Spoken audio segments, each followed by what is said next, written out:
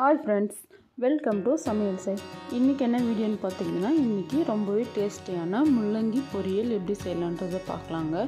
இது பார்த்திங்கன்னா ரொம்ப டிஃப்ரெண்ட்டாக செய்ய போகிறோம். அதுக்கு 1/2 கிலோ அளவுக்கு முள்ளங்கி எடுத்து தோலெல்லாம் சீவிட்டு இது போல் குட்டி குட்டியாக கட் பண்ணி வச்சுக்கிறேங்க. தண்ணியில் நல்லா அலசிட்டு இப்போ ஒரு குக்கரில் சேர்த்துக்கிறேன். முள்ளங்கி பார்த்திங்கன்னா அப்படியே வதக்கும் போதே வெந்துடும். குழந்தைங்கள்லாம் சாப்பிட்றதுனால கொஞ்சம் நறுக்குன்னு இருந்தால் அவங்க சாப்பிட மாட்டாங்க. கொஞ்சம் சாஃப்டாக வேக வச்சு கொடுத்தா ரொம்பவே விரும்பி சாப்பிடுவாங்க. அதுக்காக தான் குக்கரில் சேர்த்துக்கிறேங்க. குக்கரில் சேர்த்துட்டு உப்பு, காய் முழுகிற அளவுக்கு தண்ணி, கூடவே மூடி 3 விசில் விட்டு வேக வச்சு எடுத்துக்கலாம்.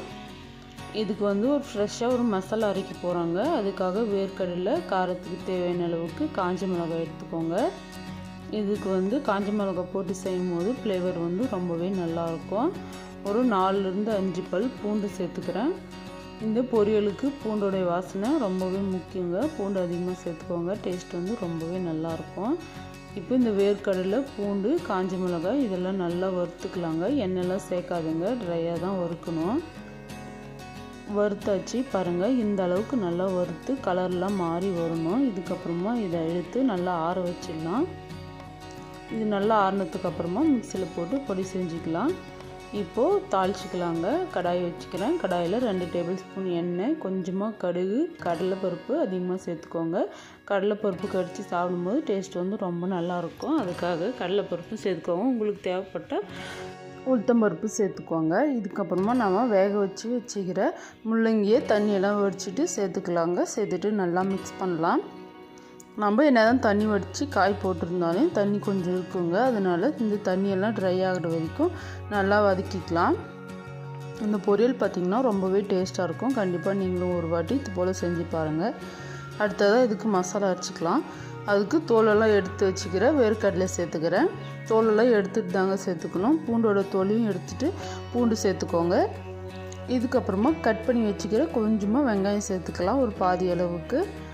இதுக்கப்புறமா நம்ம காம்பெல்லாம் நீக்கி வச்சுக்கிற காஞ்ச மிளகாய் சேர்த்துக்கலாம். உப்பும் பார்த்திங்கன்னா நான் இதிலே சேர்த்துட்றேங்க. 1 டேபிள் ஸ்பூன் அளவுக்கு உப்பு. காய் வேக வைக்கும்போது உப்பு போட்டிருக்கோம், அதனால் பார்த்துட்டு சேர்த்துக்கோங்க. கொஞ்சமாக ஃப்ளேவருக்காக சீரகம் சேர்த்துக்கிறாங்க. ஒரு சிட்டிக்கை அளவுக்கு சீரகம் போட்டால் போதும். இது கூடவே பெருங்காயம் கொஞ்சம் சேர்த்துக்கிறேன். இந்த பொரியலுக்கு இந்த மசாலா தாங்க ரொம்பவே டேஸ்ட்டாக இருக்கும். இதுக்கப்புறமா இதை மூடி நல்லா நைஸாக அரைக்க தேவையில்லை, கொஞ்சம் கொரன்னு அரைச்சிக்கலாம். இந்த அளவுக்கு அரைச்சதுக்கு அப்புறமா ஃப்ரெஷ்ஷான கருவேப்பிலை கொஞ்சம் போட்டு இதையும் நல்லா அரைச்சி எடுத்துக்கலாம். பாருங்கள், அரைச்சி எடுத்துன்னு வந்துட்டேன். ரொம்ப நைஸெல்லாம் அரைக்க தேவையில்லைங்க, கொஞ்சம் கொருன்னு இந்த அளவுக்கு அரைச்சா போதும். இப்போ நம்ம அரைச்சி வச்சுக்கிற பவுடர் பார்த்திங்கன்னா இந்த முள்ளங்கியில் சேர்த்துக்கலாங்க. இந்த மசாலா பார்த்திங்கன்னா ரொம்பவே வாசனையாக இருக்கும். இந்த மசாலாவை அப்படியே கூட சாதத்தில் போட்டு பிசைஞ்சு சாப்பிட்லாங்க, அந்த அளவுக்கு டேஸ்ட்டாக இருக்கும். இப்போ பாருங்கள், முள்ளங்கியில் இருக்கிற தண்ணியெல்லாம் நல்லா ட்ரை ஆகிடுச்சு. இதுக்கப்புறமா நம்ம அரைச்சி வச்சுக்கிற மசாலா சேர்த்துக்கலாம். இந்த மசாலா சேர்த்துட்டு நல்லா மிக்ஸ் பண்ணிக்கணுங்க. மிக்ஸ் பண்ணி எடுத்தால் ரொம்பவே டேஸ்டியான ரொம்ப சிம்பிளான முள்ளங்கி பொரியல் ரெடி ஆகிடும். கண்டிப்பாக நீங்கள் குழந்தைங்க முள்ளங்கி சாப்பிட மாட்டாங்க அப்படின்னா இது போல் ட்ரை பண்ணி கொடுங்க, ரொம்பவே விரும்பி சாப்பிடுவாங்க. எங்கள் வீட்டு குட்டீஸ்க்கெல்லாம் பார்த்திங்கன்னா ரொம்பவே பிடிச்சிருந்துச்சி இந்த முள்ளங்கி. இதுதான் நான் ஃபஸ்ட் டைம் இது போல் செய்கிறேங்க. எல்லாருக்குமே ரொம்ப பிடிச்சிருந்துச்சி. இதை நல்லா மிக்ஸ் பண்ணிக்கலாம். கேஸ் கொஞ்சம் கம்மியாக வச்சுடுங்க, ஏன்னு பார்த்திங்கன்னா டக்குன்னு அடி பிடிச்சிரும். அதனால் நல்லா மிக்ஸ் பண்ணிவிட்டு கொஞ்சம் நேரம் அடுப்பில் வச்சு எடுத்தால் ரொம்பவே டேஸ்டியான முள்ளங்கி பொரியல் ரெடி ஆகிடும். இப்போ பார்த்திங்கன்னா டேஸ்ட் பண்ணி பார்த்ததுல உப்பு கொஞ்சம் கம்மியாக இருந்துச்சு. சால்ட்டு கொஞ்சமாக சேர்த்துட்டு இதையும் நல்லா மிக்ஸ் பண்ணிவிடுங்க. இது கூடவே பார்த்திங்கன்னா ஃப்ரெஷ்ஷான கருவேப்பிலை சேர்த்துக்க போகிறேன். கொஞ்சம் கொத்தமல்லியும் சேர்த்துட்டு நல்லா மிக்ஸ் பண்ணி இறக்குனா ரொம்பவே டேஸ்டியான முள்ளங்கி பொரியல் ரெடி ஆயிரும். இது பார்த்திங்கன்னா சாதத்தோடு பிசைஞ்சு சாப்பிட்றதுக்கு ரொம்ப நல்லாயிருக்கும். ரசம் சாதம், சாம்பார் சாதத்துக்கூடலாம் வச்சு சாப்பிட்றதுக்கு ரொம்பவே நல்லாயிருக்குங்க. இன்றைக்கி நம்ம வீட்டில் என்னென்ன சமையல்னு பார்க்கலாமா. சாதம் கூடவே பார்த்திங்கன்னா கத்திரிக்காய் குழம்பு செஞ்சுருக்கேங்க. மசாலா கொஞ்சம் போட்டு ரொம்பவே டேஸ்ட்டாக இருக்குது.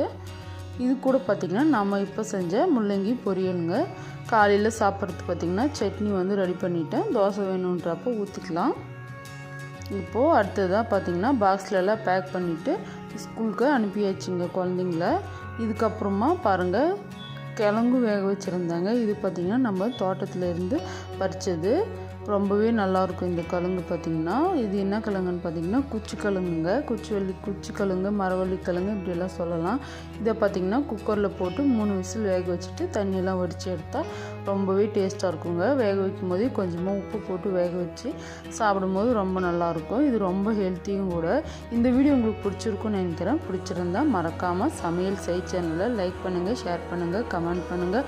கூட இருக்கிற பெல் பட்டனை கிளிக் பண்ணிக்கோங்க. அப்போ தான் நான் போகிற மோர் வீடியோஸ் உங்களை தேடி வரும்.